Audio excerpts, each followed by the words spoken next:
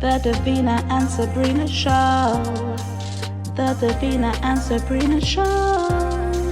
The Davina, Sabrina, Davina, These girls have got a lot of sass. Hot topics with a lot of class. The Davina and Sabrina Show. The Davina and Sabrina Show. The Davina, Sabrina, Davina, Can hopefully. Oh, thanks. Hope you all had a good Easter as well. Yes. So as you know, we had like, instead of it being, last week would have been the second week, but because of Easter and all sorts, we just pushed it back to this week. Hey, Natalia. Hey,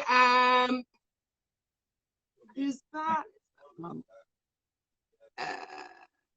Ran Cootie. Hello. Thank you for the compliment with the lippy. Right. Howdy, everyone. How's your week been? I had the week off because I work at a university. So just been doing stuff, you know, when you have a whole load of paperwork you need to do. So I did lots of that, even though I didn't finish all of it. There's still bits to be done, but I got a start on it and been doing a few self-tapes from my agent. But nice. Nothing that exciting. I had an amazing bank holiday weekend though, obviously according to the rules.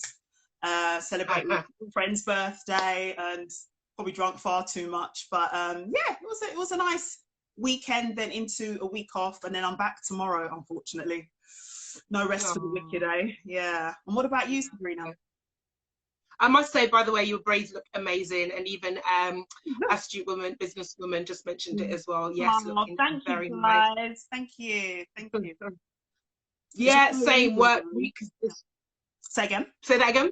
No, I'm just saying, like, having braids is so easy. Just fling it up. It's not like when you have other hairstyles. It's just, yeah, I'll be having it for quite some time. But yeah, sorry, Sabrina.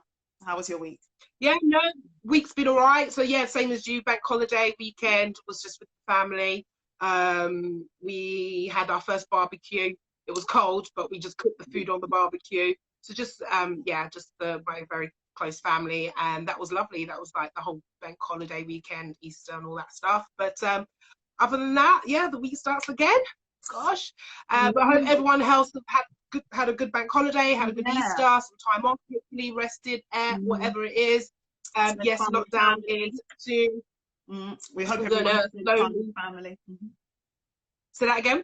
I said I hope everyone got to spend time with like family, because obviously they raised some of the restrictions. So a lot of people I know they hadn't seen family for months, so this was their first opportunity. So, you know, hopefully you enjoyed it. So yeah, that's it. The week starts again. I know. We start again. I can't believe we're nearly, before we know it, we'll be halfway through the year. Slowly getting to June. Hopefully some things would have changed further in terms of all these restrictions. But, you know, we are here and we are enjoying life. But yeah. Exactly. This week, guys, though, we've had a lot of unfortunate passings of a lot of famous people. First of all, our hearts, condolences and prayers go out to the Queen and the rest of the family. So Prince Philip died on the 9th of April, 2 months before his 100th birthday. He was the longest serving royal consort in British history.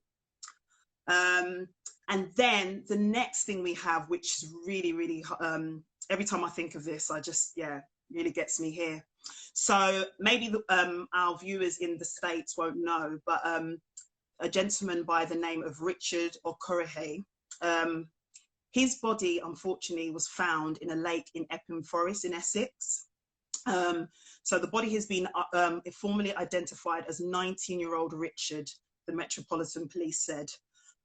His family hadn't seen him since March the 22nd, when he left his home in Ladbroke Grove. The Oxford Brook student and sickle cell sufferer disappeared after telling his mother he was struggling to cope with lockdown. So I think he was, because of his sickle cell, he had to stay at home, isolated, obviously, because he was at risk. The cause of death is pending further investigation, but the post-mortem has found no evidence of physical trauma or assault so far.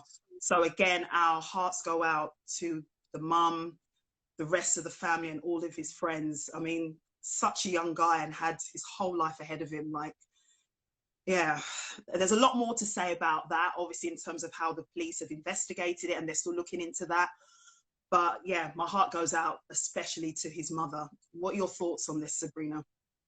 You know, so sad, because obviously when they were searching for his body, I guess there was that hope, oh, they will find him alive, because it was about he went missing for like just over a week, didn't he, before they found his body or so.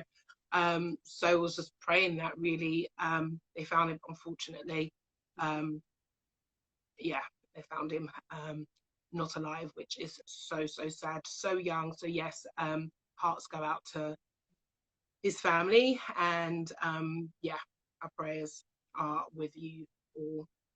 And then also we had another death, as you all know, because you've mentioned it in the chat and the messages, and hence the reason we did a little tribute by playing one of his songs at the beginning. DMX died as well on the 9th of cardiac arrest. That as well was just so touching. Obviously, I mean, whoever was in the 80s, 90s, we all know, like, you know, we partied to his songs, hyped us up. Like, I remember going to the clubs, like literally as soon as this song, like this song that we just played, oh my God, the whole crowd would go, like literally bumping each other, pushing each other out the way, all for good fun, and literally just hyped up the place. And listen, our hearts as well go out to his family and to his friends. So sad. He had so much more to give. I know, you know, he has previously been in hospital in the past.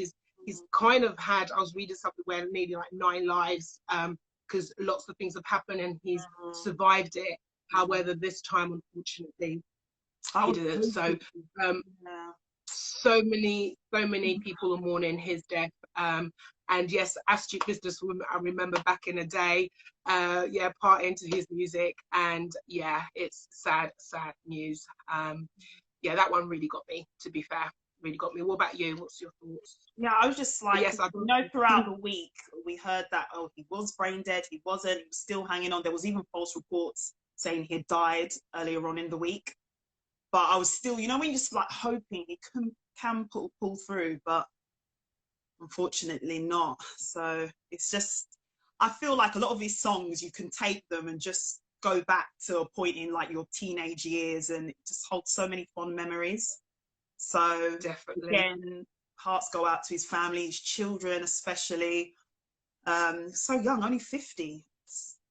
Yeah. And I also saw somewhere that he was due to make new music, and he also had like a battle, you know, the online battle they have on Instagram with Snoop last summer.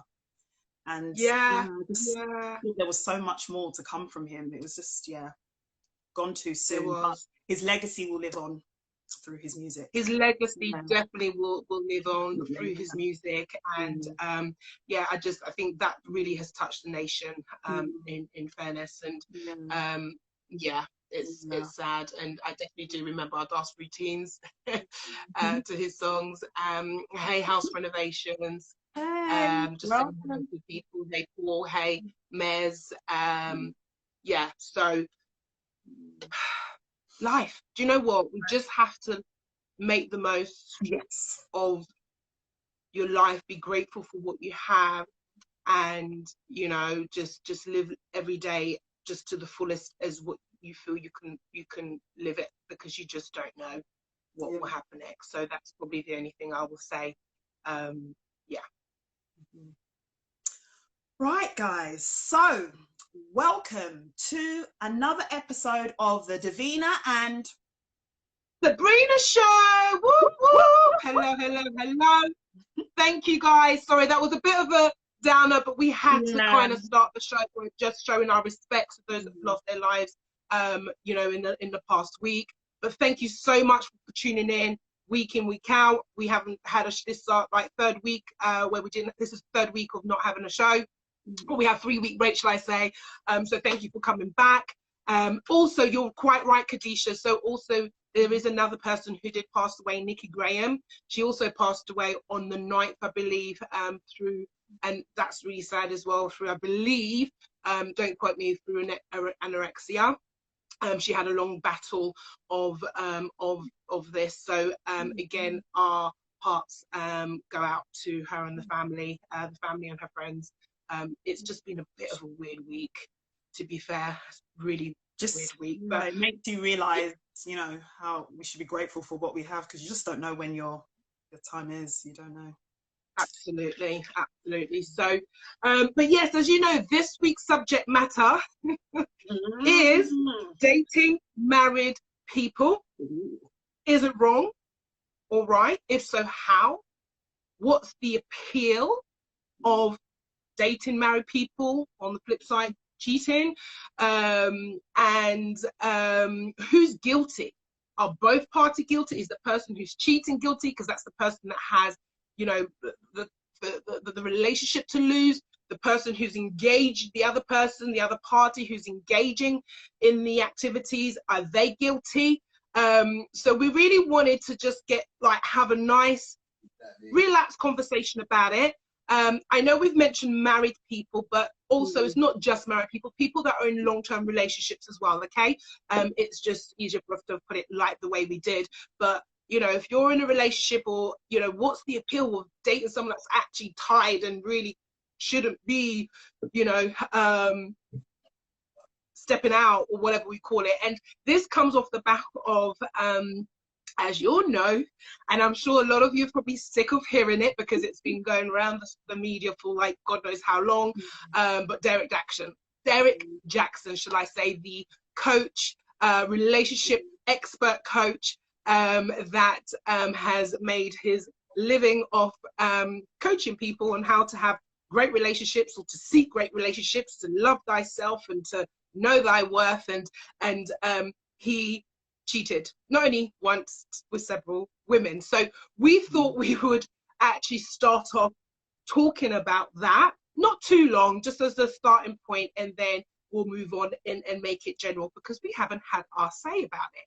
You know, why is the world mad at him and all that kind of stuff? So we're going to bring our amazing guests on as well. We're going to just have a nice, relaxing conversation. Get involved, guys. And I know some people have said, well, of course cheating is wrong and all that kind of stuff. Like, you know, it's not even a question. Well, okay, yeah, that's fine. That's your opinion, and most will say it. But yeah, you know, there's still about 40% of marriages that are involved in infidelity. So it'll be good to just discuss about this, okay? So Derek the fraud. Yeah. So let's bring on in a bit our guest, and we'll start off that conversation. Davina, do you want to add anything to that? No, I'm just gonna need a drink for this. Yeah, I just want to get this kicking. It's such an interesting topic. I just want to see what the two people we have to say, and obviously we're going to give our own opinion. So, and it's the first time we're doing this format, so quite excited. So let me get them on. 1 second. Yes. Right. Let's get to Rim. Derek the fraud. And we can get two on. Oh, actually, you can't do two at a time. Okay, let me start with Greg. Then. I thought you could do two. Only 3 guests can be in your live. Why is this? It's not allowing me to. What's it saying? There's only 2 of us in here. It says only 3 people can be in. Oh, okay. Hold on, let me just. Hi. What's up? Hey guys. Oh, you're both on. Okay. Wasn't sure. Hello. Hey guys. Okay. Before we get started, we're just going to introduce yourselves, and you know, so people know who you are. You've actually been already on our show previously. Thank you for gracing us with your presence once again. Let's just start off with Greg. If you would like to tell us, well, we know your name, but what you do, where you're calling from, what's your relationship status, if you want to say, just introduce yourself. Is it that kind of show? That kind of show already? Yeah, as you can see, I'm simply Greg, so personal development coach and radio host. So got some independent projects coming up soon as well. So what's your story? I like to delve into people's journeys and be able to tell the stories untold. So that's my main aim there. My relationship status, keep you hanging. Let's go. Let's go. Okay. Next. And I like that. You want to introduce yourself? Oh yeah, so I like the laugh. feel like I'm in the hot seat. But yeah, so I'm Tyreen Khalis. I am an actor, writer. I have a podcast. I do a lot of stuff. I have ADD. And my relationship status is I have a fiance. I do have a queen. Yep. And you're Nice. obviously from the States, from LA. You're calling in Right. from. Right. Calling in from LA. Mhm. From LA. Lovely. Well, thank you guys again for coming in. So, as you know, let's just start off, just touch base, not too much because I think he's had too much airtime. However, let's just talk about Derek Jackson for a moment. As you know, he is a relationship expert, and the world is mad at him. Can I just start off so that we're not talking over each other, Greg? Obviously, you being a coach and so forth. Like, why is the world mad at him? I think it's kind of like because people have noticed that Superman was a fraud. So, but,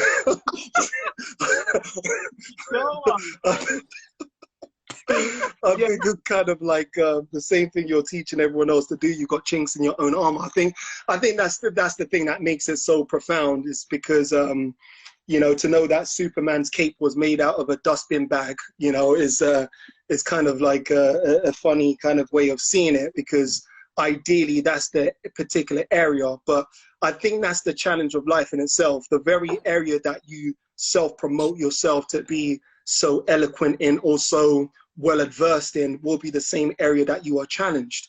And I think that's the big thing in life. I mean, everyone has their challenges, may I say, and no man is perfect in their own terms, but I think it's mostly because of the fact that that's the area that he professed to be, such a guru on, is why it's a big thing. Otherwise, if it wasn't that, I mean, the world wouldn't really care, but for me, it's more so the events that happen after is which I think is more concerning, more so than the cheating. The cheating, that's one aspect of it.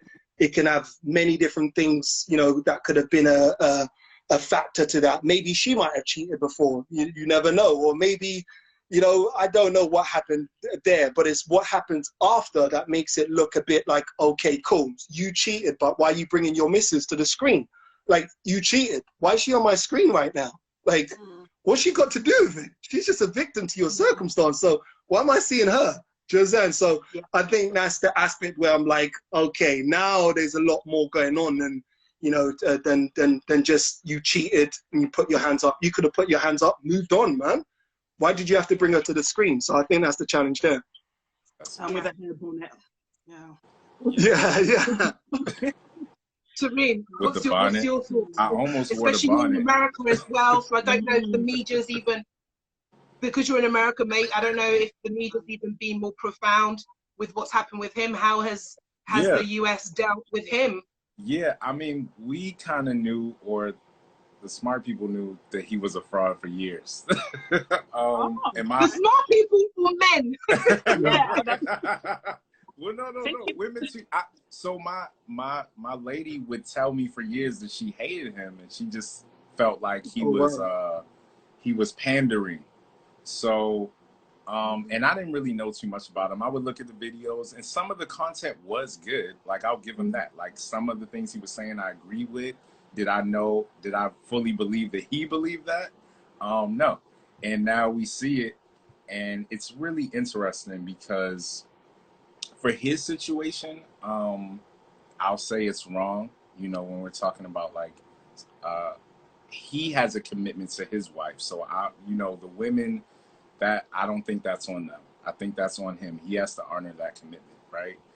And so that, in that regard, it's wrong. But you do have a lot of celebrities, and I live in LA, so like they have lifestyles here where people can be married and they have open marriages, or they have agreements, and you just have to be honest.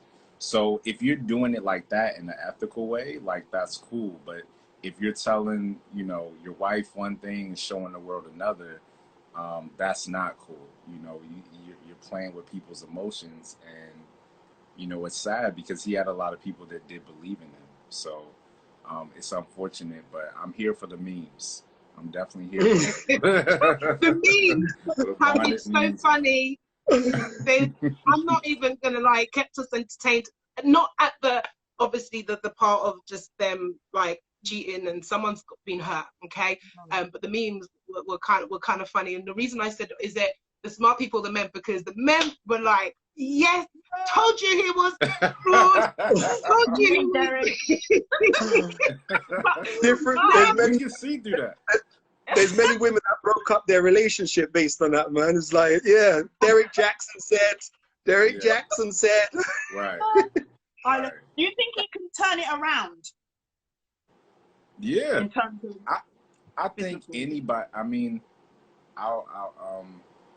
if Chris Brown can come back, I'm just saying, like, it looks like nowadays anything is forgivable. It just takes time, to be honest. You know, what he did is unfortunate, but it's common. A lot of, especially celebrity men, do cheat. So you look at what happened with the Kevin Hart situation, like nobody's even talking about that now. Like, he's not on that level, but I do think that he can redeem himself to his audience and hopefully have some authentic content. I think so. What think about that's you? Yeah, I think that's what's key. Is basically in terms of what my brother there just said, in terms of authenticity. It's what you do after. It's never, for me, even in anything in life, it's never it's never what you've done that is an issue. It's what you do after it that makes the difference. You know, because we're all flawed in our own ways. We all have our weaknesses. We can slip and fall and do something and then put up our hands and be like, you know what, I did, my bad, I hold myself. But to hold yourself accountable, then bring out another video where you're like, Derek Jackson, but Derek Jackson's actually an amazing guy. He cheated and then he put up his hands. So Derek Jackson should get more books signed. Derek Jackson should sell more books. Nah, come on, dude. Like, how you speaking in third person? Like, really? Like, just take the hit, sit down, shut your mouth. This is not the time to try and salvage it. Wait until later on time has passed, then you can try and salvage it. How are you trying to apologize and salvage it both at the same time? Come on, dog. Like come on. I actually was like, is this a Twilight Zone? What's going on? However, though, I personally think, I mean, I saw this meme saying, you know, to all the women who has broken up their relationships over Derek Jackson, you may be due conversation. I thought that was hilarious.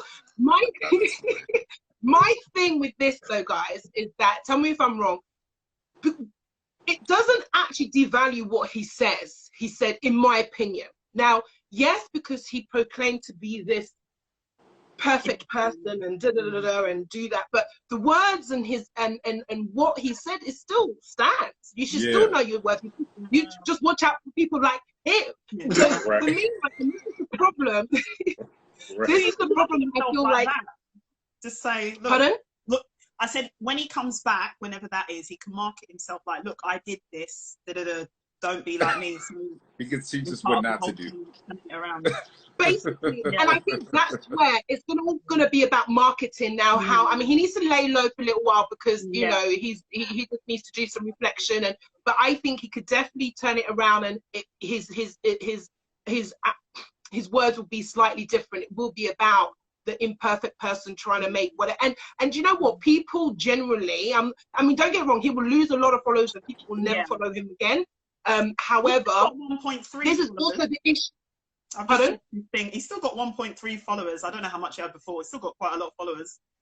I don't know, but his wife is actually, her followers have gone up though, to be fair, which is because everyone, I saw one day I looked how many followers, and the next day she gained about, like, or a couple of days later, nearly 200, about 200,000 followers or something. So because people are curious, they want to know. She should write the book. She probably will. Yeah, I want to read her book. Not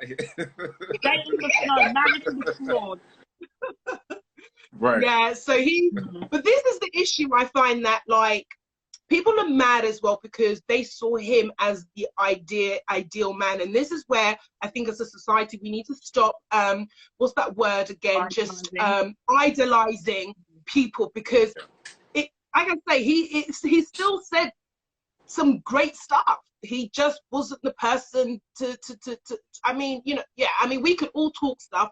I could say some great stuff. I'm not a perfect person, but no one will really see that as anything, because I'm still being, like you both said, authentic. I'm still being authentic and being real. But idolizing people, you'll get so disappointed, because then you've got this image of this perfect person, you're trying to find it, when actually it doesn't look like Derek Jackson, you know, it's tall, chocolate, all that kind of stuff. So people are like, oh my God, I need to find me someone like him. But, you know, there are people, well, I'm hoping he's like our Idris. Yeah, Idris. But yeah, it's been mad. It's been mad. Can I just actually say some shout outs? Oh yeah. Afro, is it Afro? Nations. Afro Motions. Afro Nations. Welcome, Yeah, welcome. G2 Times, welcome. Southern Island Girl, welcome. Ibrahim, welcome. Lucky 99, welcome. Dr. Mo, welcome. Shanada, welcome. Zoe, welcome. Which I said already, but I'm giving you a second shout out because that's your fiance on here. Just saying a little hello. You was going to say something, Greg? Yeah, I wanted to understand, for me, I wanted to understand from a female's perspective how that whole, you know, effect of it, you know, being that his fan base were more so, you know, his following were more so females because of the angle and the direction that he was obviously speaking through. So I want to understand, you know, was there a feeling of betrayal for you as females, or, you know, like, give me insight, man. I just feel like we were lied to, because I used to watch a lot of his videos and pass them on to other people and say, you see that, or you'd have a situation which would relate to one of his videos.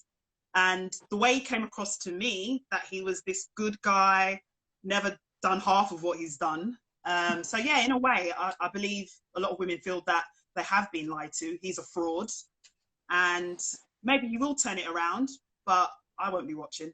I won't believe either. So no. Like someone like Steve Harvey, he gave advice, but he admitted his past indiscretions, where I feel he should have come out like that, rather than, oh, I'm this, you know, saint, and then don't do this, leave your man, and then yet you're doing that plus more. So it's the belief and believing in someone. I think that's where he's lost a lot of his followers.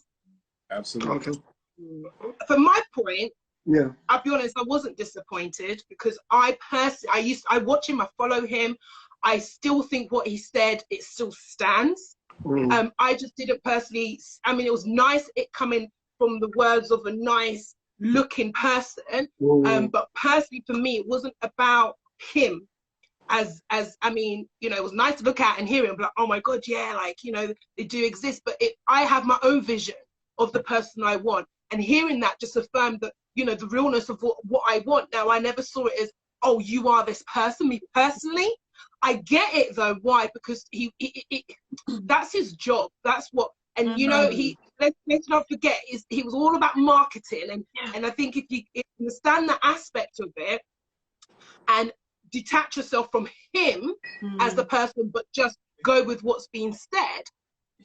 I wasn't disappointed. I actually thought, I don't know, I wasn't also surprised, because you know what? We're human beings, and it happens all the time. You've got priests, you've got judges, you've got lawyers, and you know, they're preaching the word, they kind of, you know, advocating, but then, you know, they've got their past. And so personally for me, I still follow him, more so out of curiosity to see what he's going to do next. I'm actually more interested in what is he going to do next, because I do feel he will turn it around. And if he's smart enough, he's a businessman who'll do it. Now, I do think he's a narcissist. I'm not saying I like him as a person as such, because you know, I didn't really understand what everyone's saying about narcissistic person. And actually, I did a bit more research. Oh my God, he really is a narcissist. But you know, we're all human beings. I still don't think he's like, I don't know if people are going to shoot me, but like, I don't think he's a bad person. He's got issues himself. So let's just hope he gets his own coaching. As a coach, you're supposed to go get coaching. So hopefully he gets that, he reflects, and he redeems himself with whichever way. But I personally, his word still stands to me. I just never. Would you still support his work? Would you still support? I mean, I never. That's a great question. Would I, or have I? Yeah, would you? Would you still support his work? Like the same way you reference these videos, you're like, yeah, that, yeah, send it to a friend. It depends what it was about. No, it depends. If it was about the authenticity and admitting and the next stage in his life and so forth, maybe. But it depends what he said. You know, I wouldn't buy his books necessarily, but you know, maybe there'll be in a book of redemption or whatever it may be. That I'll be intrigued about, because so yeah, it depends. It depends how he redeems himself and what his next like ethos is going to be, because it's not going to be about I'm this perfect man, and if it is, definitely not, because that's just fake. But if he could just start being honest, I might do.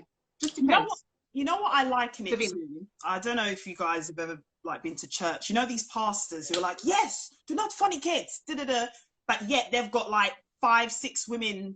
But then you're preaching to me, this is what I should do. No, you can't say, oh, it's more do as I say, not as I do.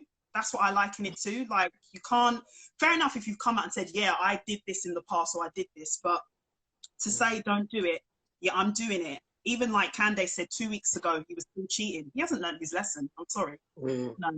I think if we reference back some of the things that he said before, he hasn't really been against cheating. It's just been, he's been given a model of what a great relationship would look like. And one of his videos, he was saying that he doesn't think a relationship can work from a cheat, but they can build it, and it's a lot of work. So it's not like he's been against it to the degree. It's just the model of what he portrayed himself to be conveyed something different from what he was actually saying as well. So it could be the case. Sorry, bro. Go on. Oh, it's all good. Thanks, Greg. Yeah, that's a great point, Greg. I think this whole situation brings up a bigger discussion around like relationships and what our idea of a relationship is. And when you're talking about like having a list of like that perfect person that you want to be with, and you realize that a lot of that stuff is unrealistic. And I think people like him that are con men, they're smart enough to play off our insecurities. So he's playing off of women's insecurities. Like, oh, well, you want a man that's in shape and has money, and he could fly a plane, but he could also beat somebody up if they try. Like, all these things. Like, it's like almost like a fictitious character. And I say that just from personal experience, because I had my ideal woman and I met my fiance, and she's amazing, but she's not perfect, and nobody is. So that's I think that's a bigger thing. Especially with social media, we tend to romanticize the idea of something versus the reality of it. Love that, and that's so true about the idea and the romance. I can't even say that word. Romanticize. Yeah, that's the one. Yeah, and you know what someone just posted on here very quickly was that they weren't affected by what he'd done and don't think that he'll lose that many followers. And actually, they said that he started when he was 20, without actually having lived or experienced the things he's been talking about. I didn't. And so he's just 30. Pardon? I couldn't believe you just turned 30 just the other day. I thought he was older for some reason. Oh wow. Yeah. I guess.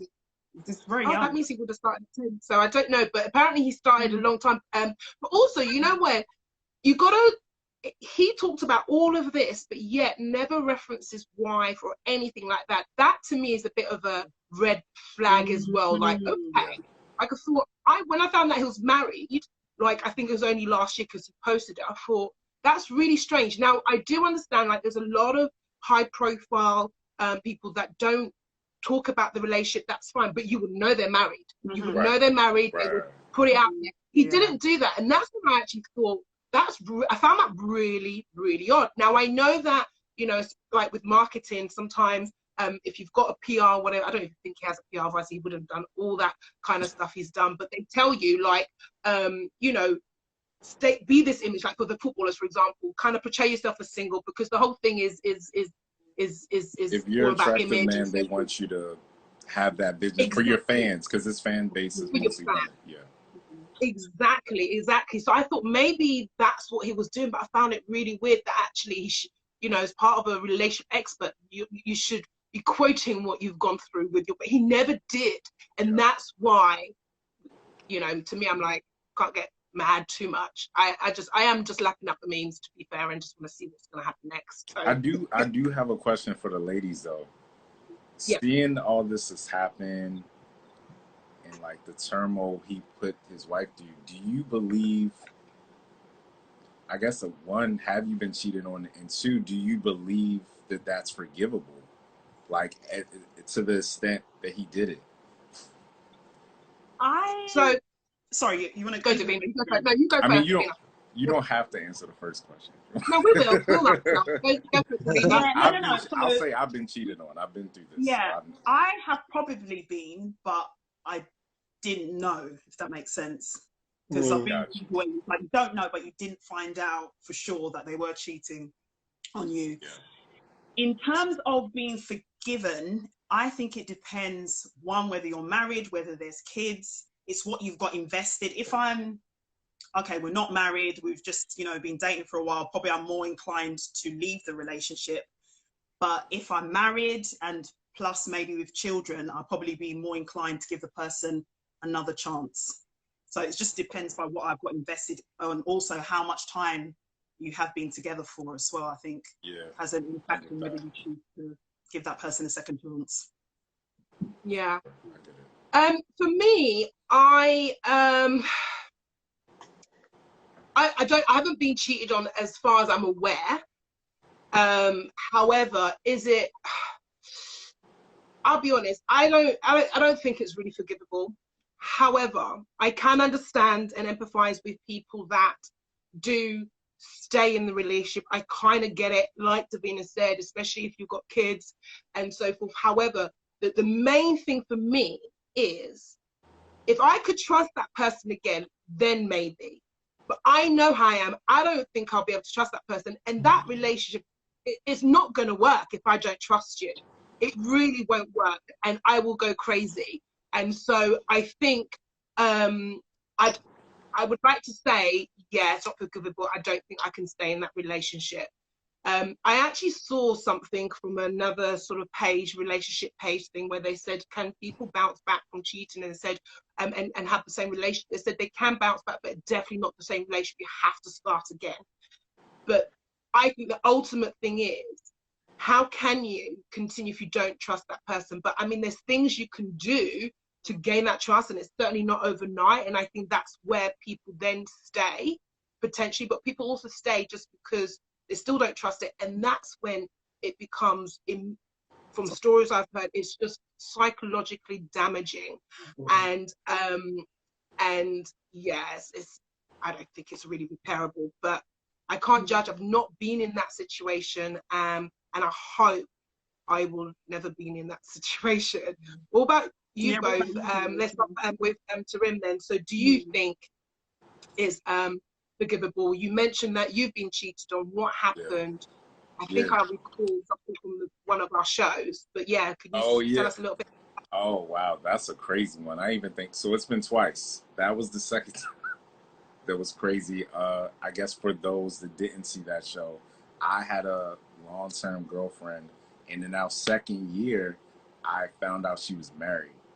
And she hit it, it was crazy. She hit it really well because she was rich and she like had a lot of places, so she was able just to maneuver how she wanted to. And her husband had the key to one of her properties that we were living at, and he just walked in. And that was just a crazy situation. So it took all that for me to even find out. She wasn't forthcoming. And I think that, and I did forgive her, but we ultimately end up breaking up because for me, it's like, honesty, like if you do some shit, tell me. Like, even if it's, I can cuss on here, right? Say that again? Okay. Say that again?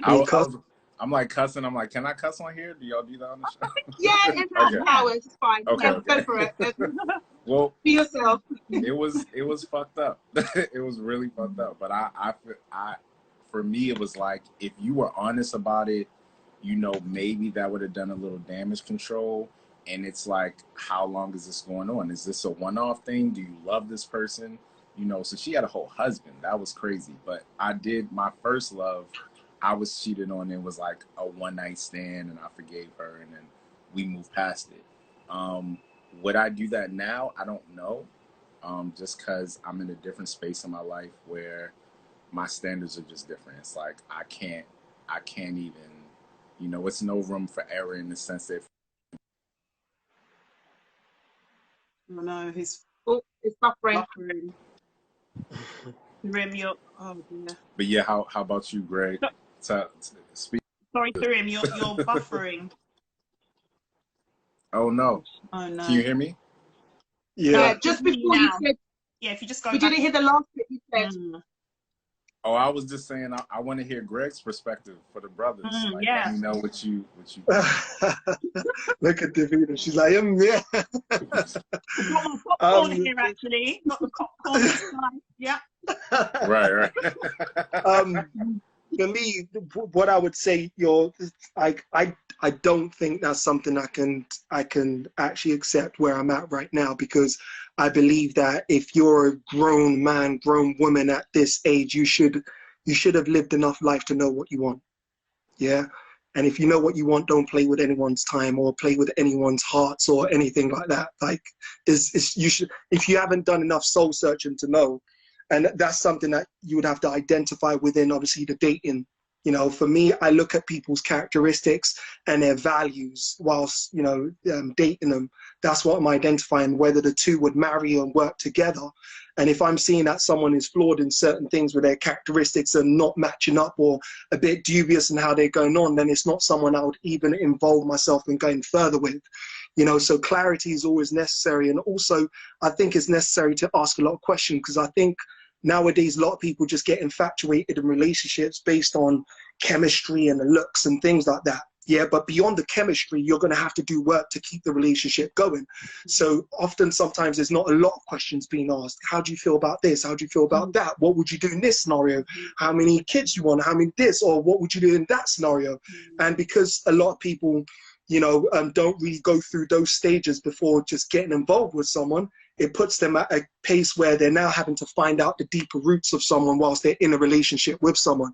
I think I've gone through a lot of situations that haven't worked enough for me to now be able to see through circumstances during dating times, so that when I do settle down, you know, it's obviously kind of like settle down with someone who has a clear vision for themselves first, you know, because you need to know yourself as well.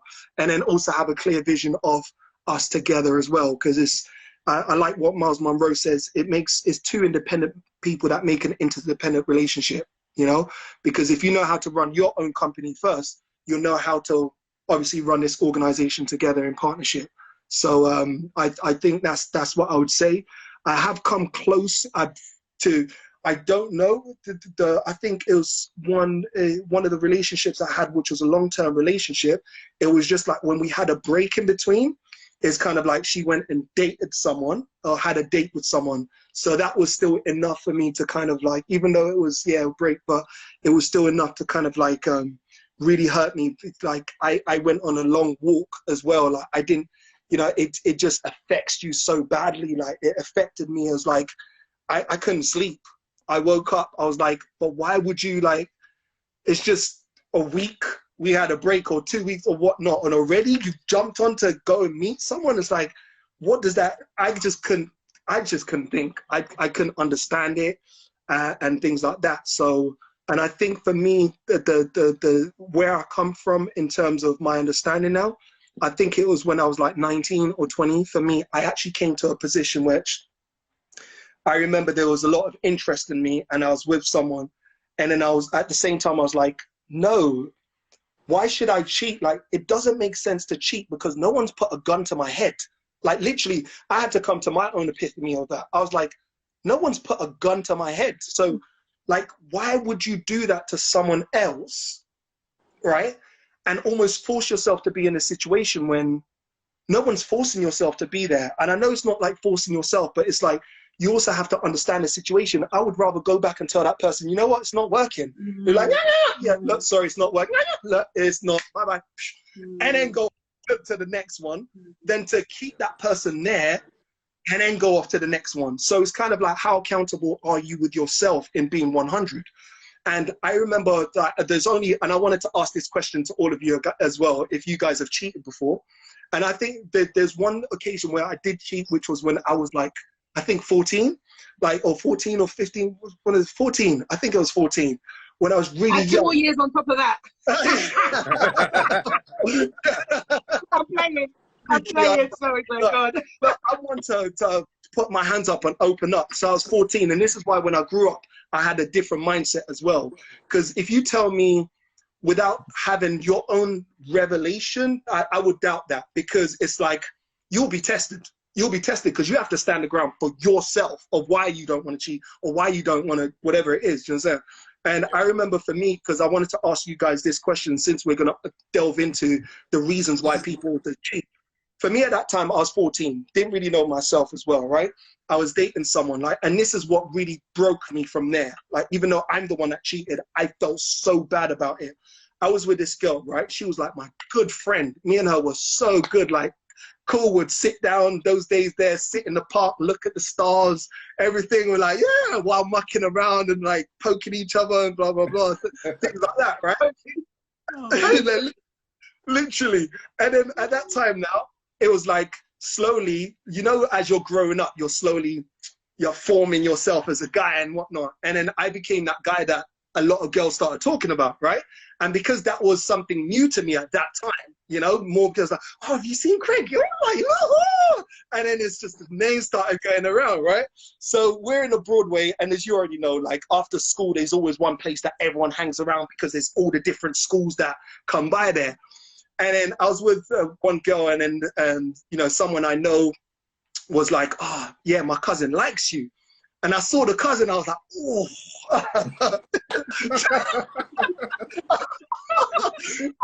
And you know that. And I was like, so I was in a position where, like, you can imagine, like, I'm getting like top level stuff now, so I can't say no to this. I can't say no to this. Just then, so it was like talking to her, and it was like, I was like, oh yeah, so I'm 14, right, or whatnot. So I was like, yes. And then I was like, yeah, she took down my number, we carried on and we started talking to each other, and I was like, oh my goodness. I just didn't know like what was going on at that time. What I noticed about me is that right there, you couldn't handle knowing how to say no and also putting boundaries. And because it's like people talking your name, so it's bigging up your head, and you just don't know how to like back off.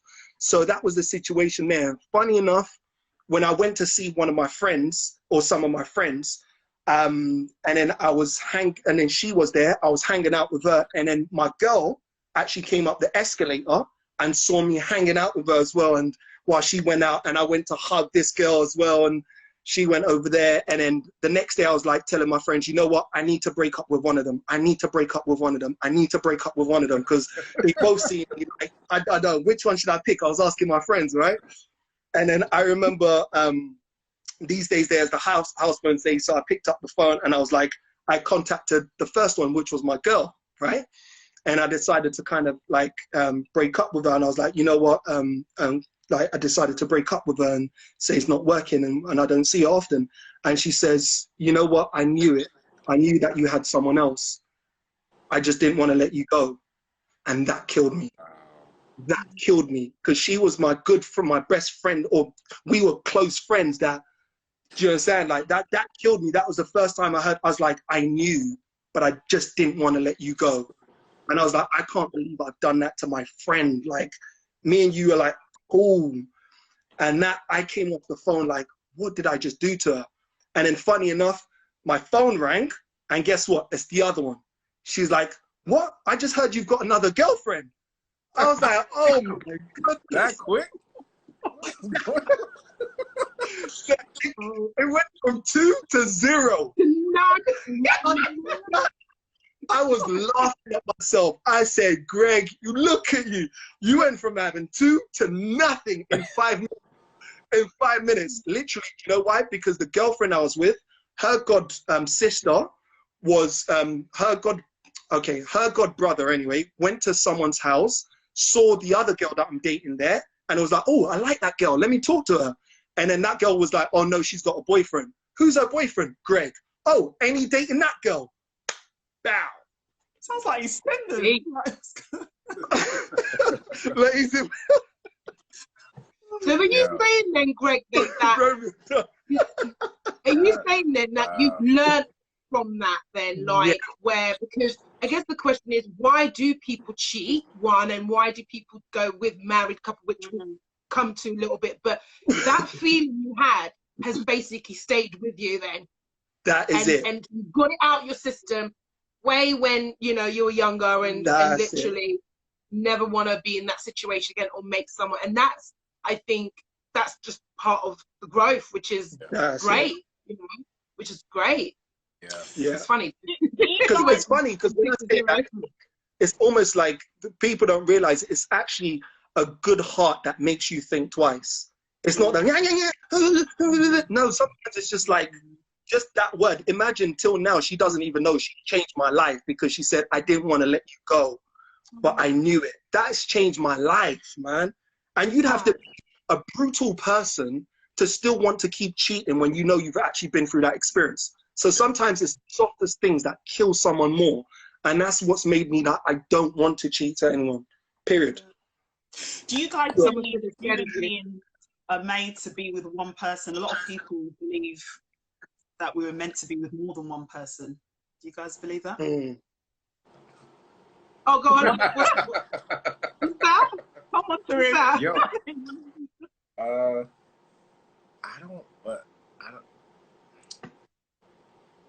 I don't know that naturally we are. Like, maybe that's why men are more prone, in my opinion, men are more prone to cheat because we are meant to, like, procreate with multiple people. But in society, of course, like how things are set up and having relationships, like monogamy is a big thing. But then there is a push for polyamorous and open relationships. So I understand that too. So I don't think, if we're talking about, I don't even know what word I want to use, but like off of instinct, no. Like, I don't think that's natural.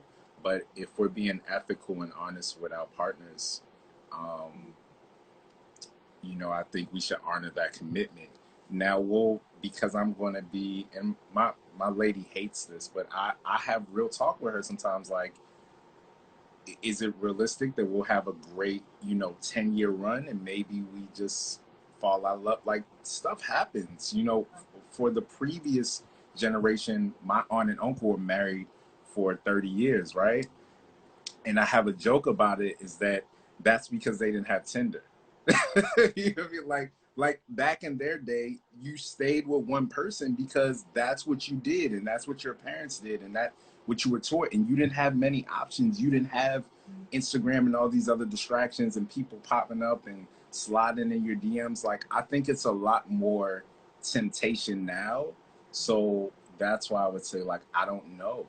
I don't know. I would like to think that we'll be married forever and we'll love each other, but someone's just asked, I like that honesty. do you believe in soulmates? Keeping it real. Do you believe there's one person for everyone? Right. Do you believe? Right. Yeah, Greg. No, I don't. I feel like I said too much. That? Greg's going to have a better answer. All right. I think I kept it too real. Sabrina, I'm just saying, Candace asked, is there such a thing as soulmate or the one? Oh, so, yeah. I was asking. Okay. Go on, bro. I think it's such a thing as soulmates, but do I think it's just one for your whole life? I don't know. If we're blessed to live 100 years, that's a long time. You may have multiple, to be honest. For it, I'm just keeping it on it. But I agree with that, and I'll come back to that. Greg, what do you think? Yeah, you can imagine what it would look like if there's, you know, God put you on this earth and there's only one person, and then like Tanzania. Right. Everyone be cheating trying to find that soulmate. We all will be single forever. And you have to travel around, keep finding them. It's like you're missing flights. You're doomed, man. You're doomed. It's a good question, because I believe in soulmates, but I don't believe there's just one. Okay, yeah. The soul is universal, and I think there's different capacities of that. Like, you can have a soulmate within a friendship as well, as opposed to like a romantic relationship as well. So someone talking about twin flames. Yeah, So twin flames is slightly different. I do believe it's twin flames, and that there's only one because it's the other half of your soul. However, soulmate itself, I think that you will have lots, because it depends your understanding of soulmates. But for me, it's more about it's basically meeting someone who is challenging and pushing you to a level of growth by your soul. Now, a lot of people, though, I think have the idea, and probably going off subject, so I'll go back in a minute, of soulmates, that's the one. A lot of soulmates don't actually end up being together, from what I've read. They're there, they allow you to grow, you learn, and you move on. That's kind of my understanding of it as well. I mean, but twin flame, slightly different. But yeah, but it's also two different aspects. If you're saying the one, that's one different conversation, and soulmates is also a different conversation. And that's why I started off by saying, if you're going to say like the one, it's like, all right, cool, you're doomed. Like, because they've just traveled around, they're a business or whatnot, and what if they pass away when they're 24 or something like that? You live to 100, so that's another 75 years that you ain't got to see that person, and you're doomed. So what? Now you have to like play around with the imbalance and take someone else's one, and then now they don't have their one. Now the whole world is messed up. 7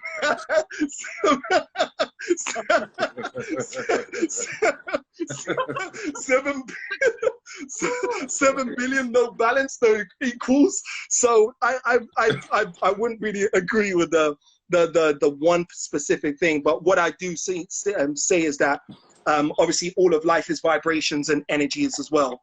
And what would happen is that I believe your soul is how Candace, don't stop killing me. And I believe that you know, your soul is almost like a what's it called? A garden that you tender to. Yeah. Your soul is a garden that you tender to, because you're feeling your emotions and your decisions, yeah, which contribute to how you manage and handle yourself as an individual, because all of that is there, right? And what would happen is it would also, like attracts like, you would unequivocally attract what attracts to your garden, yeah, because you've spent years tendering to that garden. Does that make sense? Your will, your emotions, and the way even I'm thinking now that I will not cheat, I will not, this is all now building my characteristics, right? And it now exuberates itself in how I behave when I'm external. For someone to be like, oh, there's something about you, I don't know what it is, but it's something. Why? Because it's been emitted from my soul, and everything that's just exuberating from what I've taken care of internally, right? And that's how it shows itself for people to now come into like-mindedness or like circles where they're now doing the same kind of thing. Maybe it's you like ice skating or something, or you do that, you know, when you're dating yourself, as in going out and taking yourself out, and that person also likes doing that. So you're now coinciding with things that you both like doing. You know, whether you like free walking, free climbing, or different things like that. These are now how you're now exuberating what is within you that comes out for you to now meet your soulmate, because you're in the right kind of environment with them. That is a natural way for it to now mesh together. So that's what I think like attracts. I think value is very important. Like, I dated someone where we found out towards the end, when it was on the outs, that our values were completely different. And just like I think one of you mentioned before, it's important to ask certain questions. Like, he wanted kids to go here for school, or just stuff like, in terms of like, if we were to get married, it would have created a strain on the marriage. So I think values, being on the same page, maybe not exactly, but you have to have similar values. That's what I've learned from that relationship. And I think people just don't know how to say no as well, to tell you the truth. Yeah, I think people just don't know what to say no, because some people are like, oh yeah, but oh, he's cute, but oh no, I can still, do you understand? And even though you know deep down that's not going to work. Yeah. So that brings us then into, and I know that the subject is dating married people, but it's the same with like if you're in a long-term relationship. Why, like, ethically it's wrong and so forth, but why do you think, so we'll talk from our perspective, from men's perspective, why do either men cheat when they're married or in a long-term relationship, or on the flip side, why do men cheat? You guys kick it off, the women. Right. The women, yeah, kick it off. The women. Yeah, because I want to understand why women cheat. Yeah, it's like, let's go for it, dog. Do you want to go the other side? Okay, so all right, so you asked a question actually before, isn't it? So we're going back, which is great. So personally, I've never cheated. And by the way, you asked the question, have I been cheating? I just remembered, yeah, I have actually been cheating. I forgot about it. But that was when I was way younger, by the way. That way, like, it didn't count, or maybe it did. I don't know. But have I actually cheated?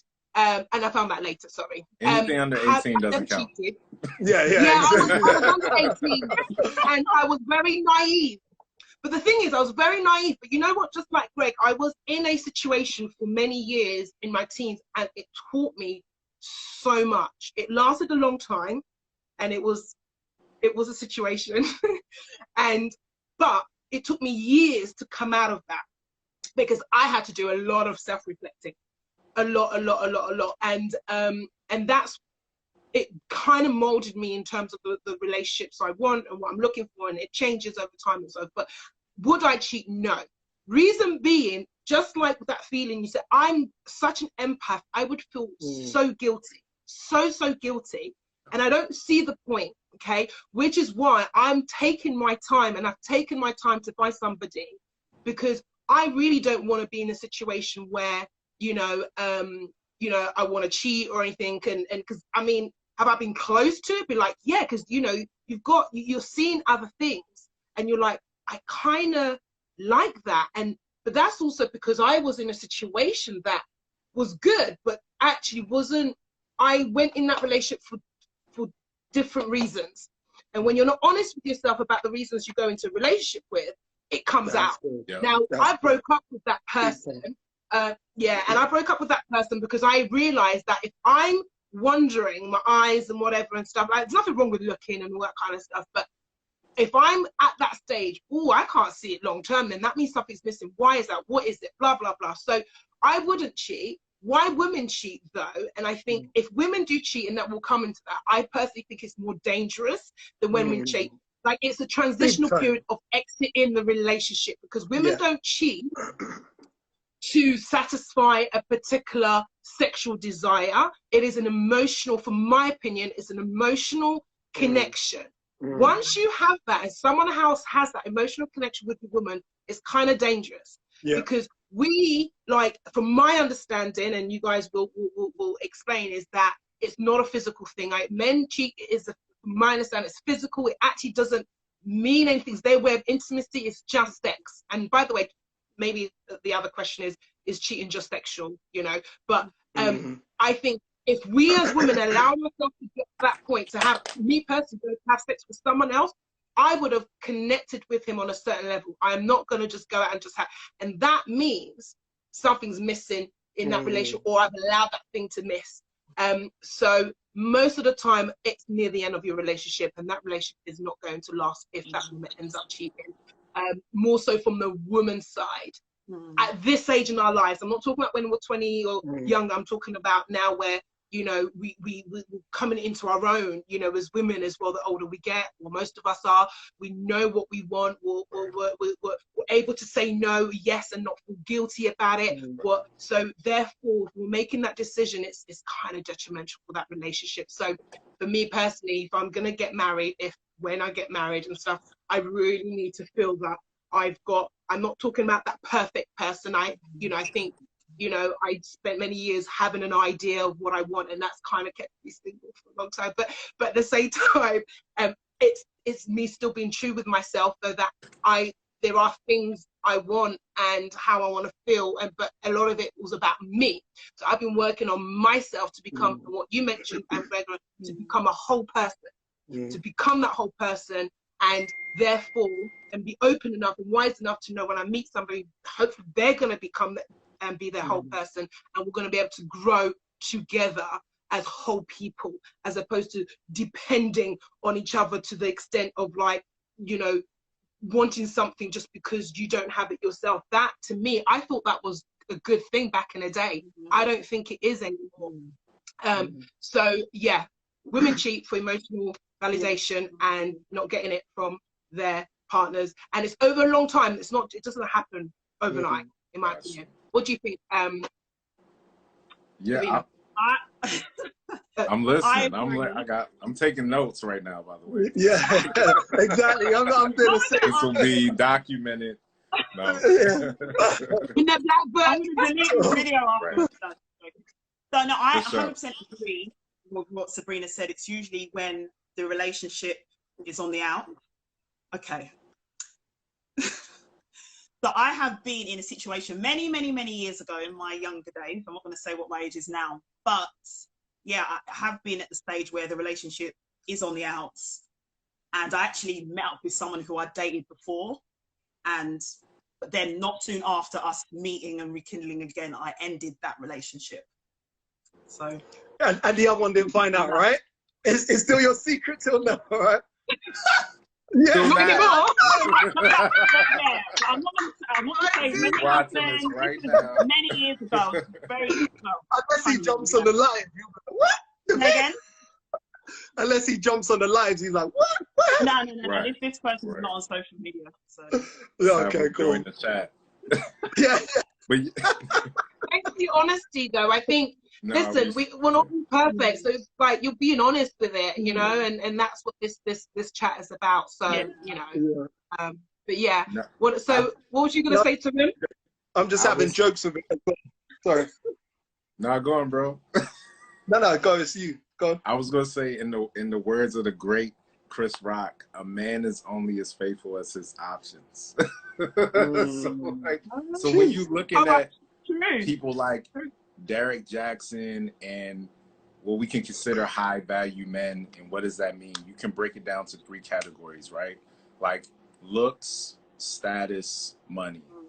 So if you have all 3, oh my goodness, you know, you're dealing with a lot. You're dealing with women, you know, probably throwing themselves at you, and you just have a lot more access, to be honest. So, you know, you could take the same man that's loyal and works hard and comes home and take care of his family, and then give him $1 million, you know, and some status, you know, that might change. So it is a different playing field, but I agree with Greg. I think you were talking about like maturity and going through stuff. Like, luckily he had his heartbreak young. I had mine young. You know, I was wild. Trust me, like I've cheated. I didn't get to tell my cheating story, but I've done some crazy things. And since then, I learned that it hurt me more than the person, because I am empathetic. I'm not a sociopath. Like, some people just don't care and they can just roll with it. For me, if I love you, that's going to affect me too.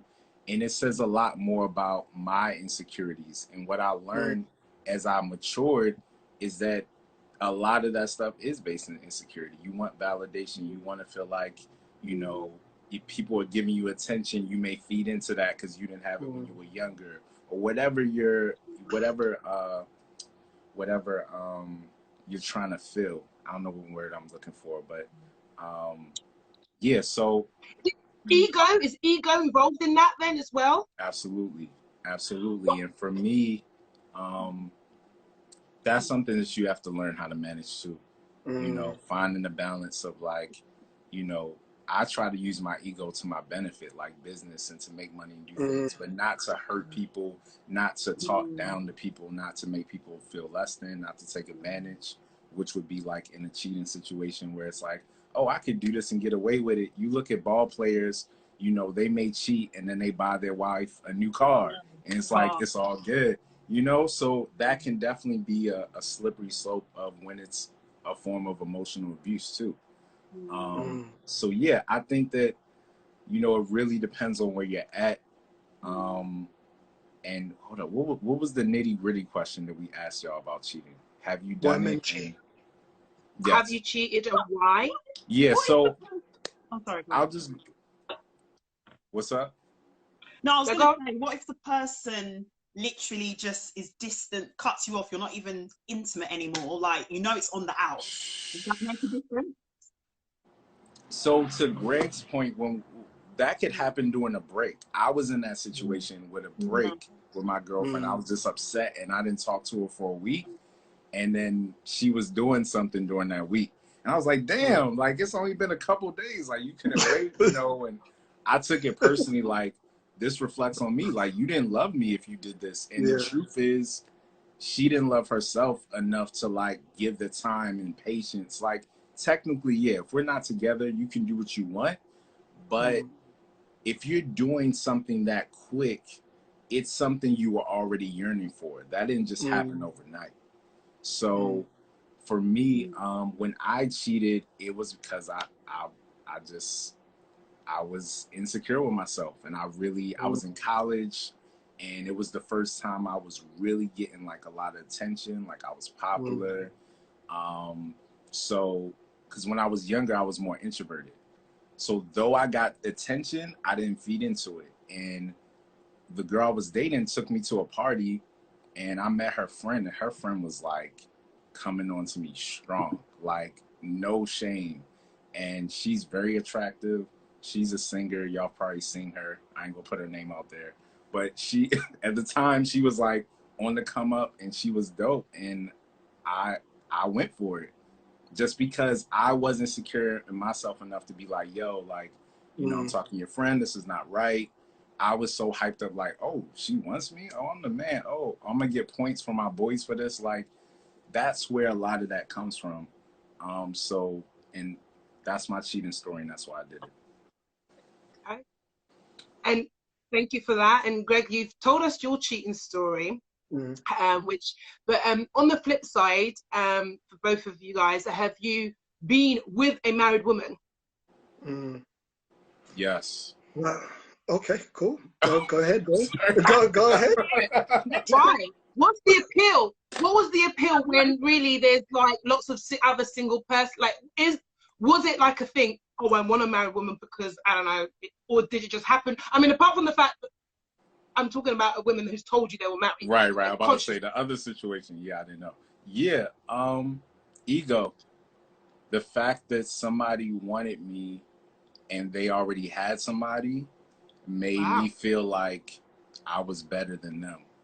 It just fed my ego at the time. I was like, oh, this is dope. Like, you got a man and you still want me. Like, and like I said, that was definitely the time, like early to mid 20s, where I wasn't sure of myself yet. I would never do that now. Never. Okay. Also just the repercussions, because I know if somebody sleeps with my lady, what I would do. So, you know, I don't even want that kind of energy around me. And I wouldn't want to deal with somebody that would do that to somebody. Yeah. Thanks for your honesty with that. And Greg, was you going to say something? No, I was just obviously thinking about the question that you mentioned, but just to, you know, give an overall response to, you know, the question before that as well. I think, you know, it is very right what my brother's saying there in terms of insecurities, because when I was thinking about it earlier on, I was also thinking about, you know, being able to handle your own vulnerabilities, your own insecurities is a big thing, you know.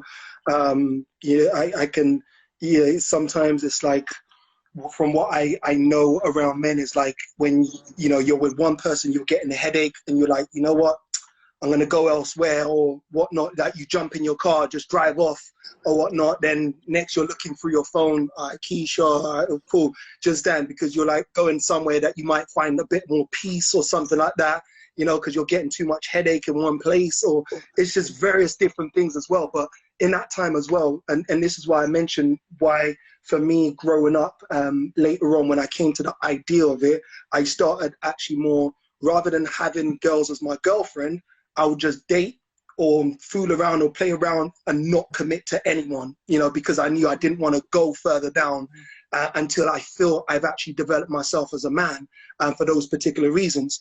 And when I finally got into a position where I was in a long-term relationship, that's when I noticed that I had to work in myself to battle those insecurities, you know, to battle those vulnerable moments, because it's only in the vulnerable moments that we do stupid things that we think about later on and say, why did we do it? Why? Because we was most weakest at that time. You just had an argument with him and he said, you know what, F this, I can find something better. And then there goes someone else calling you Mr. Handsome, like, hey, how you doing? You're like, yeah, my boyfriend just, oh, don't worry, baby, I'll take care of you. That Barry White voice, and then just said, okay. And then, do you understand? So anything that happens like that to us, it happens in the most vulnerable moments. So in the vulnerable moments, what I feel is that it's necessary for you to look inside and just put boundaries in place and be like, no, it's not for me to phone no one right now, even though I've just had this with my missus. It's not for me to go to another girl and be like, raw, do you understand? Can't believe she said it. Because another woman would just use that opportunity to be like, no, she done that to you? Oh, I can't believe that. How did she do? Oh man, I would never do that to you. And then you're like, just that she's taking advantage of you when you're weak. And I think it's just knowing how to, you know, strengthen yourself in weak moments, because we all have weak moments, but it's what we do in that moment. So you just have to safeguard yourself because you know you're weak. Go for that drive and nothing else. Drive back, or go connect with one of your boys who knows your girlfriend as well and is for both of you, you know. And I think that's true.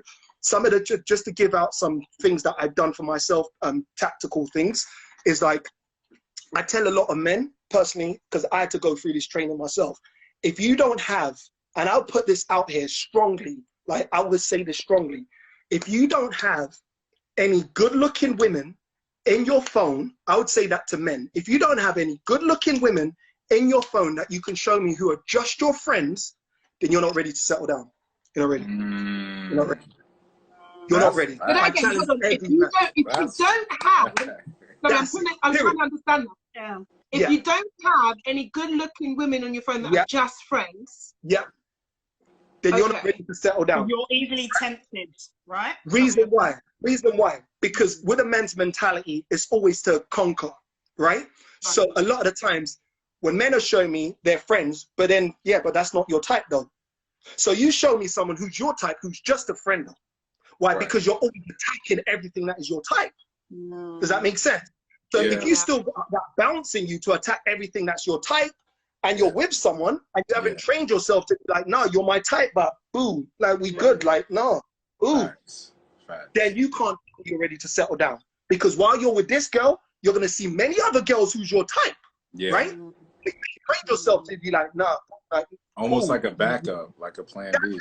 Like, look, you and all that, you know, cool. I don't take that away from you. But right now, me, I'm committed to my woman and just nothing. When you've got to a point where you can be friends with good-looking women, I can say that because you find a sense of just like you're at peace. You're not easily moved. You're secure. Yeah, you're secure because it's like I do that when I'm not with someone. So imagine now when I'm with someone. Right. Does that make sense? Right. So if you're that's a great point, Greg. Yeah, that's a great point. I read somewhere, I was doing some research for the show, and I think it's Michael Pence, you know, what's his vice president. Apparently he didn't go to dinner alone. You don't speak his name. Woman. Yeah, that's in respect to his wife. Like I know certain men put certain things in place so they don't have that temptation there. Because I don't know. And that's the thing, if you never had steak, don't know what beef tastes like. Even if it's a business dinner or anything, someone else would have to be there or whatever. He wouldn't have dinner, even if it was about business. He wouldn't. I guess I don't know. Maybe he might be tempted. Who knows? But I know some men who will have certain things in place. I don't know. Exactly. So they don't put themselves in the middle of temptation.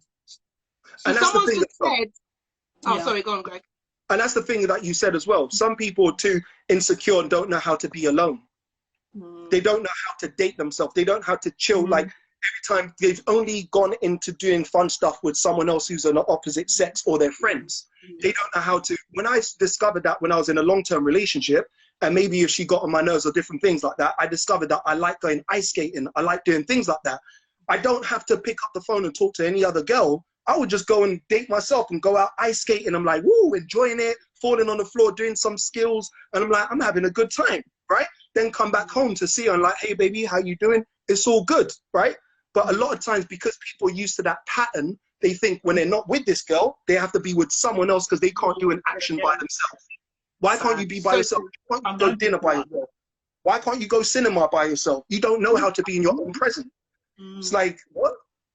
Yeah, that's so true. Have that. Have someone all. And someone just typed in on that. Is it the same level of control required by recovering alcoholics being around alcohol? Probably, isn't it? I mean, differently, I guess. Unless you're alcoholic, it's quite hard to say. But what you've just said, Greg, the bombshell that you've just dropped about, you know, having a number of a pretty friend in your phone and not. I guess. Is would you say that's the same thing? Same level of. control required? Yeah, self-control. Go on, bro. If I might add, like I feel like I could do that now where like Greg is talking about, like you can have friends that are pretty, women that are your friends that are pretty and they're your type, and not, you know, have that boundary. And boundaries are so important, and that's something that I really didn't start establishing with people, even with friends and family, to like recently. And I think that's true. Like how I would avoid it is that I wouldn't even put myself in a situation. So like an alcoholic going to a bar and maybe they just get like a seltzer water. Like I'm not even going to the bar because I knew at that point I wasn't strong enough to say no. So let's come over and watch a movie. I don't know. Like that sounds kind of, you know what I mean? Like Netflix and chill. Like that's cliche for a reason. So, but now I can go, you know, I can go to the bar and have a seltzer water. But that took a long time. So I agree with what Jess was saying, like just not even being around it. Why even put yourself in a situation if you know you're going to crack to the temptation? Like it doesn't make sense to me.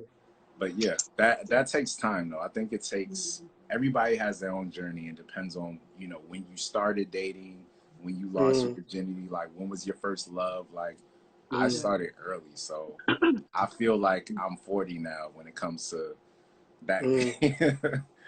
But also reading, actually, like there's some psychological things with people and trends with people that cheat as well, like abuse when they're younger as children, the not growing around, having parents or, you know, married parents together, like things like that can feed in. But I think, you know, we've all a little bit troubled. We've all had lots of things. Well, I don't know, not all, but for a lot of us as children and so forth growing up. And I feel like, so what I'm hearing from both of you is that, yes, you've done your thing, and yes, you've stepped out, whatever it may be, but actually you're honest about where it came from, the ego, the insecurity.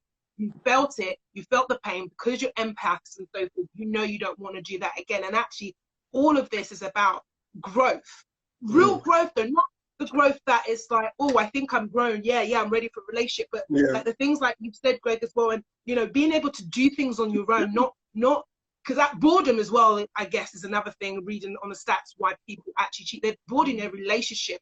But at the same time, if you weren't like, if something's missing within yourself, it's easier to actually get bored, which is why I think, you know, quote me if I'm wrong, but, you know, I'm not saying that if you get married younger, the likelihood of you being cheated and so forth, or the other way around is the case. But I think when you're older, generally speaking, you know, people are older and still kind of just not where they need to be. But that constant inner reflection and honesty of oneself, and knowing that there's something that needs to grow within yourself, no one else can help you do that but you, right? So if you're going through that and you've gone through that, then I feel like you generally are ready for committed relationship. And I'd also add on, sorry, go on. No, go on.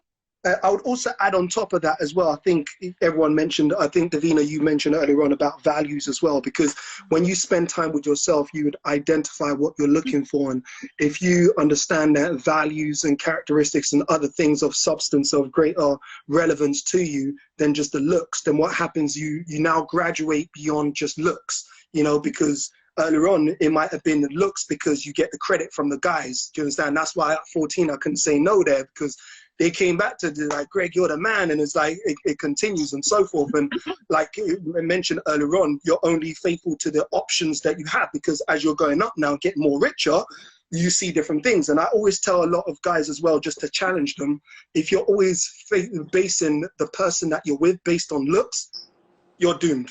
You are doomed. Like, if the person you have chosen to be with, you have chosen them. This is why it's okay for me to say no to people who look good, and then I'm dating them and I'm seeing there's no substance. I'm okay to tell you no. They're like, but Greg, no, they're not used to getting up. No. Even like, I'm okay to tell you no. Yeah, because I'm beyond your looks. Like, some girls act a certain way, and then when they come to me, it's like, and then realize like, raw, like, they'll get a certain attention from other dudes in a certain way. When it comes to me, I'm like, not even giving that attention. Why? Because I'm looking at the substance of who you are. Yes. I'm looking at the depth of it. I'm looking at everything else. You've swang through life just based on your looks, but not over here. Not over here, girlfriend. No way. Just that it's a total.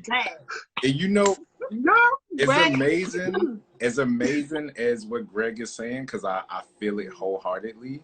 Like, I had an epiphany about this. Yeah. But the downside is that makes them want you more. It doesn't get better. It just makes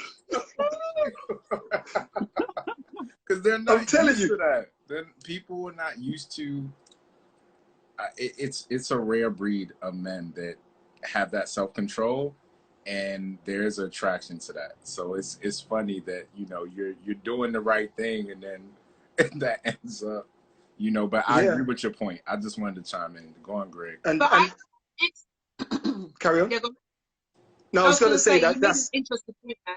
yeah. So that's what I've said, because if it's based on that and just looks and so forth, you are definitely doomed, because everything I look at when I'm doing when I'm challenging myself while I'm single, I challenge myself because I know, obviously, when you're with someone, you know, you're not exempt of these challenges. Does that make sense? Like, it's not like, oh, when you find someone, all of a sudden, poof, none of these challenges. If anything, it's actually more so the other time, because I remember when I was in a long-term relationship and I'm busy, that I've come from one meeting to the next, I'm just on my pad and I'm kind of going through business there, and I had this girl, like, or this woman just like looking at, staring at me. That's the first time I've seen her staring at me, and I was just working, and look up, still staring. I'm like, still staring. I'm like, what? And then I left, and it's like, I'm like, so it's funny that you give me that reaction not knowing whether I'm with someone. That's why I don't want to talk to you. But now you're kissing your teeth because I didn't talk to you or say excuse me, or because you're used to someone talking to you. But now I wanted to mind my own business. I'm actually taken. You don't see a ring, but I'm taken. Do you understand? Wow. So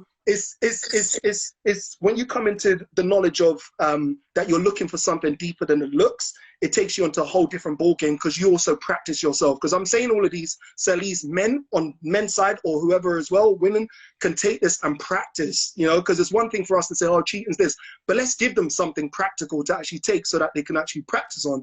Because it's when you come to that level now, you're getting the fame, the money, like Derek Jackson, because you haven't been used to that, like my brother, you know, or someone said in the comments as well, if you ain't seen steak, you don't know what the beef tastes like. You're like, what?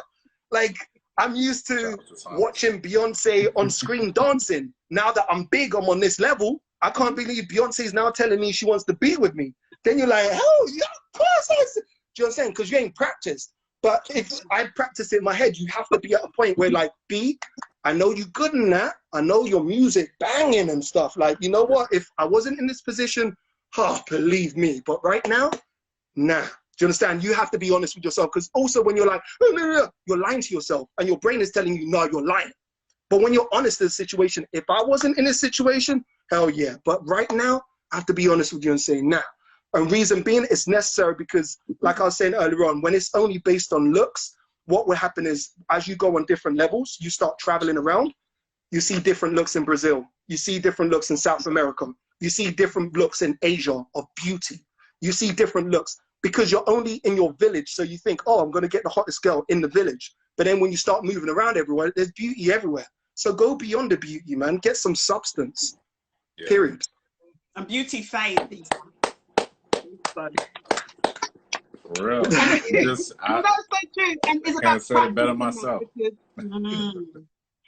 And practicing that, because that could you imagine though, like that's how you could, you know, like you say, the Beyonce company, you know, you're at that stage now. Beyonce wants you, for example. She ain't just look. She's got exactly lots of stuff. So for you to say no, you would have had to practice that, and that's all about growth. But people don't do that, and yet people still make the commitment to be in the long-term relationship, to be married, and still step out, and the other way around. But the next question: who's the guilty party? You kind of mentioned that, Tarim, that usually is the person that at the beginning that obviously has the committed relationship. But really, is it that, like, is the other person not like guilty? They shamed for breaking up a family, that kind of stuff. Potential family. I don't think that they should be totally left off the hook. I just am speaking from my perspective. If I'm with somebody, their loyalty is to me. So it has been in the past where like I was in a situation where a dude wanted to fight me because I was talking to his girl. I'm like, that's crazy. You want to fight me and I'm a stranger and I don't know. Yeah. So like for me, I would never get mad at a man that had an affair with my woman, because it's like even if I did feel something, I wouldn't act on it because it's her loyalty to me, not to him. Mm, You know, he's a stranger. I don't know this guy. And then I also think if it's habitual, like when people throw around words like liars, cheaters, and all these things, right? You can cheat, but does that make you a cheater? Is it habitual? Is it a habit? Is it something you do in every relationship? People can make mistakes. So that would be the difference. You know, if you're going to call somebody a home wrecker, does this woman like go around seeking married men and destroying their relationships and, you know, and doing this for money or whatever she's trying to gain? Or did it just happen and, you know, it's a mistake and maybe she can learn from that and move on? I don't think Karim, we should just... Yeah, from what you just said, do you think there's a difference, someone having an affair with someone long term or a one night stand? Is one more forgivable than the next, would you say? For me, if it's no emotion involved and it's like a one-nighter, that's more forgivable than if you love somebody else, because then it's like, I'm not competing with that. You know, you can go, and that's just a more deeper thing. And I think y'all were explaining the difference about like why women cheat, like whether it's emotional, it's a physical thing. I think men is more physical, women may more emotional from what I hear. So yeah, that's a little deeper. I probably would break up with you because now you're attached to that person versus it just being something that you just, you know, as an act of passion, and then, you know, we could probably move on from this and recover. What about you, Greg? What do you think? What's your answer to that? No, I would add what you said as well, which is very true. But for me, I think overall, I wouldn't even want to be in that situation. I think I mean, no one obviously chooses to be there. No one will want to be in that situation. And I'd like to think that I don't know if I have it within me. I can't speak in advance, and I don't know if I have it within me to actually forgive any cheating. I don't know. I think at this age, you should be grown enough to know what you want, man. I just don't know, you know, if I can accept that any further. It will be a difficult one because there's a lot of soul searching. There's a lot of breaking of your heart, reinventing yourself and looking at yourself like, did I do something? What was I not enough? So it's a whole journey that now someone would have taken me into, you know, that I've been part of, maybe because they got their own insecurities or lack of self-value that made them obviously cheat. So I think overall cheating for me, I wouldn't want to be involved, but I can't say because it depends on the situation. But for me, the way I see it, I just wouldn't want to be still there, because it's like once you shatter that glass, it's very difficult to rebuild, and it will take a lot of hard work. It just depends if both people are really willing to kind of put in that hard work to kind of, you know, allow that security to be in that relationship again. But it's very difficult. Yeah, it's building back the trust. Yeah. Yeah. That's hard, trust man. broken. Yeah. Thank you, guys. I'm looking at the time, and I think yeah, we've kind of gone way over, but so we'll probably have to draw it to a close soon. However, is there anything that you would? Yeah, go. I was going to ask you guys one trivia question. Sorry. Which nationality do you believe cheats the most? Oh Lord, Nigerian. I don't even know how to answer that. Baby girl. I'm Nigerian. I can say that. That's funny. That's funny. Start playing. Go on, guys. What do you not think? I'll say, well, because I just happen to know more black people, I'll say black men, I guess. I don't know. I really don't know. I don't want to put your Like West I can only Indian. go, huh? So from what country do you think they're more so than anything? Nationality wise. Nationality, yeah. Oh, Americans. That's dating here is crazy. Okay. So Nigerians, Americans, and what do you say, Greg? No. For me, no, I think I saw your cheat sheet anyway. So I saw your, what's it called? I think your post anyway. Is it like Italians or something? They're close behind, but okay, I cool. shall reveal, because I know we're running out of time. Apparently, it's Thai people. Oh, wow. So, Thai, I think it's to do with their culture. It says here, Thai have a whole host of thing of people of being unfaithful, including the tradition of having a Mia No, which is a minor wife. So you have your main wife, and you've got your minor wife. The generation also enjoys the casual culture where men and women have extra friends they can spend time with aside from their partners or wife. But not all these relationships are sexual. You know, some people see cheating not always being sexual. It might be someone you spend time with. But yeah, they made up 56% of people who've admitted to having extra marital affairs. So yeah, 50%, and it says, yeah, Thai. But Italians, I think they were second or third in another survey I saw. But yeah, Thai people. So I thought it was Nigerians as well. I thought it would be Nigerians or West Indians. Yeah, so that's really bad. Yeah. I just asked one of my parents, and she's Jamaican. She was like, "Oh, Jamaica men," and I was like, "No, it's actually Thai." So yeah, interesting fact. Yes, an interesting. Before we draw to a close, guys, is there anything you want to find out from a woman's perspective? Because there's one more question I want to ask from a man's perspective. Okay, and if the audience as well, or the guest, or anyone else, sorry, has any questions, any final questions before we jump off, that would be great as well. But yeah, Karim, do you have any questions for the women or? I think I'm good. I asked about the cheating. Yeah, I'm good. I don't want to put y'all on the hot seat. Yeah. I was in the hot seat before. Okay. There's also for women, let me put out, does also the level of success differ in the choices of why you might cheat? Like maybe your partner's just working towards hustling something, or maybe, you know, you come across a millionaire or something, or does all of that play a part as well? Because like, he can take care of you right now, man. All your problems gone, man. Proposal, 1 million.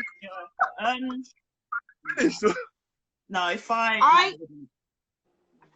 for me personally, no, because I think it still stands what I said at the beginning, that if I'm gonna, like, I just don't remember everything we say, we will be tested, right? Like Derek Jackson. Yes, exactly. Right. Sabrina. To come out. However, I can see how, yes, some women would do that. I'm not saying that I would, which is why, like I've mentioned, I've been single for a long time. There's a reason for it, okay? There's, other than the fact that, yes, I haven't yet found somebody and so forth, but there's a lot of growth that I'm doing for myself so that I can be the best version for me, so that I'm full and whole, so that if I do meet this millionaire, yeah, it's nice, but actually, I'm doing something myself, and I'm doing it with my partner, hopefully, as well. So it wouldn't be as attractive to, like, if women who do that, the reason they're in the relationship is the wrong reasons, in my opinion.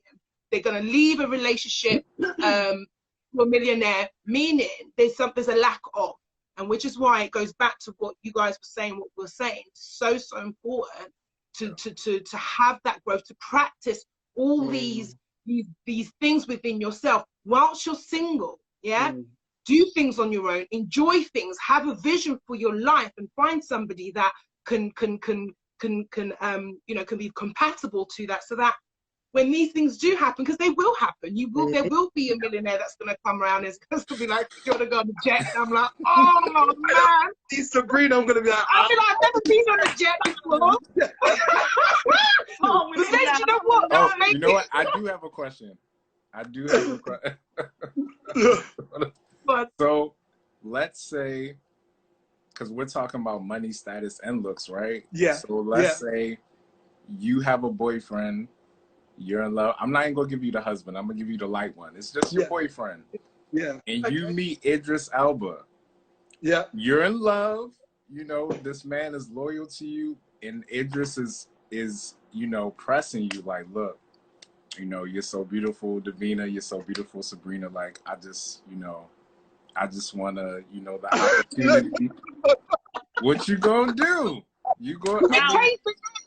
Can we change the name to Joshua, Anthony Joshua? Sure. You can use your example of what your interest is. That's cool. Man. Let's go for AJ. Let's go for AJ. Oh my God. Honestly, up to my point, if I loved my boyfriend, no, I couldn't. I genuinely, when I say I genuinely mean it, I couldn't go and have sex with somebody else while I'm, you know, I couldn't do it, because as much as someone's good looking, like I said as well, if I'm gonna do that, I'm gonna break up with that person, because I've already tapped out of that relationship. I would just break up with them, and then I hit up Anthony Joshua. not because can I get it right though? Not because it's Anthony Joshua, because I'm actually already out of this relationship. Why am I not, like, if I'm thinking like that and getting to that point, it's not fair on him, it's not fair on me. So I would then, like, I will sort that relationship out and be honest with myself, and for whatever reason why I'm still there. If there's something to work on, I will try work on. If there isn't, I'll break up and then I'll hit up. There you go. Candice was like, lies. Yeah. Get police The straight lady away. next to me, I need to hear. I genuinely couldn't. I genuinely couldn't. Me personally, but women would. Women would do it, like, but that's me personally. Go on, Davina. No, I would do the same. I'll, you know, finish the other one and, you know, get with Anthony or. So what if Anthony was like, no, my jet plane is ready. Like, we can just go. Like, we ain't doing nothing. We're not doing nothing. I promise you, I won't touch you. Just come with me quickly, and then we'll be back before your man knows it. I'm gonna just throw out there, and my lady knows this, so this is not even me being shit.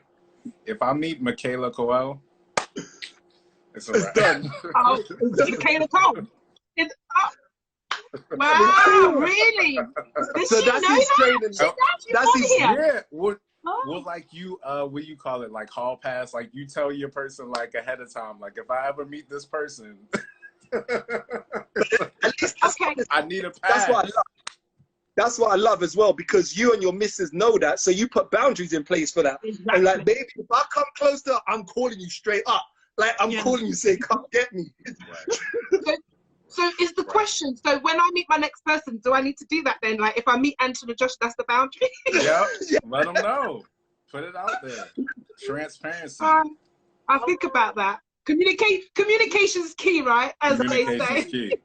And I actually look at relationships like that, which are the more honest and they're working together towards something, than when you lie to yourself. Because when you lie to yourself, you're going to get beaten up by all your like secret thoughts. That's going to finish you, because it's like, because you're holding it to yourself. But when you're telling your partner certain things, you can work to, oh, baby, how can I help? All right, cool, this, that. And then you're working towards it together, because at least that person's put it on the table.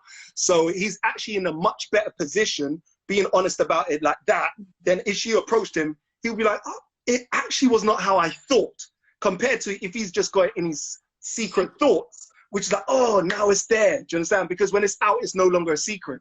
And it makes it easier to deal with. Okay. All right. Davina? And then we'll, I said, I said I'll do the same. I'll finish with whoever I'm with, and Yeah, I'm about to yeah, I would. All right. I would honest. Yeah, I would. Yeah, I wouldn't let there be like any form of like overlap or anything. I'm too old for that. Yeah, too old for that. All right, listen, this has been great. I think we might end up being a part 2 at some point, because there's quite a lot of things that was mentioned in here about friends and females can, you know, the question, but it will go into a whole different subject matter. Can friends, can, you know, female and male be friends, and if you're in a relationship, those kind of things. Like, it's quite, there's this whole different conversation there. But just want to let everyone know, Davina, when our next show is. The next show is on Sunday, the 25th of April. So guys, Sunday, the 25th of April, 2 weeks from today. All right. Thank you so much. Tarim, Greg, you've actually been fantastic. It's been a good laugh. Before we go, Greg, let's start with you first. Anything you want to promote? One last words of wisdom. Go for it. Yeah, I would say you can catch me by going on to Simply Greg Official. So you can just connect with me at any point in time, Simply Greg Official. And that's my handle. I'm currently working with a team at the moment. We're shooting an episode, a series, which we're going to call What's Your Story? And it's just about basically delving into people's, challenging stories, especially authors and things like that. So that's coming up soon as well. So we've got a great team behind us working on that. Apart from that, in terms of, last words of wisdom is just be true to you. And I think, if you live life honestly in any capacity, you can't be shot for your honesty at the end of the day. So if you're going to enter into a relationship, be honest first about where you stand, what you're working on, what you're developing and what you're looking for, and don't waste that person's time. And then when you are building a relationship as well, be true to each other and understand that perfection doesn't exist. But if you both support each other, you can turn your imperfections into perfection for a relationship. That's it. Ooh, yes, Absolutely. Greg. Like that. Nice one. Thank you. And Tarim, anything you want to promote and last words of wisdoms? Yeah. Check your boy out on Clubhouse. I have a club called Trade Money 4 and a club NFT Tyrene. Both are about financial literacy, and if y'all know about NFTs, it's digital artwork on blockchain technology. So I'm really heavy in the crypto space. And final words, I would say, stay true to you. Stay true to who you are. If you think you're getting in a relationship for the wrong reasons, don't get in it. Be honest. Let's be kind to each other. It's a lot going on. We've gone through a rough year. So the last thing we want to do is to hurt each other. Let's spread positivity. Thank you, everybody, for tuning in. Davina and Sabrina, Greg, I appreciate y'all having me on. Peace and love to everybody that came through and supported and commented. That's all I got to say. Thank you so much. You guys really support the show. Thank you very much. We'll post out the things that's coming up for you guys on our page, and I'm sure we'll have you again on at some point. Wish you all the best. Happy Sunday, everyone. Thank you so much, everyone, for getting involved. This was fun. We'll do it again soon. Have a blessed week. Take care. Love you all. Much love, everyone. Bye. Much love. Bye. Bye.